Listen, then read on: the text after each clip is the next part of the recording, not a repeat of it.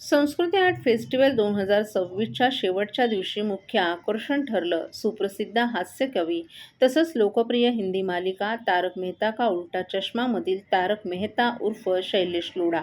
त्यांच्या सूक्ष्म निरीक्षणावर आधारित विनोद, प्रभावी कविता आणि सहज संवादात्मक शैलीनं प्रेक्षकांना मनमुराद हसवलं. पंढरीच्या वारी या संकल्पनेवर यंदाचा संस्कृती आर्ट फेस्टिवल अतिशय सुंदर, उत्साहपूर्ण आणि ठाणेकरांच्या भरघोस प्रतिसादात संपन्न झाला, याचा आनंद आहे. दरवर्षी हा फेस्टिवल अधिक व्यापक करण्याचा आमचा प्रयत्न असतो. त्याप्रमाणे यावर्षी अनेक मान्यवर कलाकारांनी आपल्या सादरीकरणातून या फेस्टिवलला वेगळी उंची प्राप्त करून दिली. सर्व कलाकारांचं मनःपूर्वक आभार. ठाण्याच्या संस्कृतीचं प्रतीक म्हणून संस्कृती आर्ट फेस्टिवलची ओळख असल्याचं आयोजक प्रताप सरनाईक यांनी सांगितलं.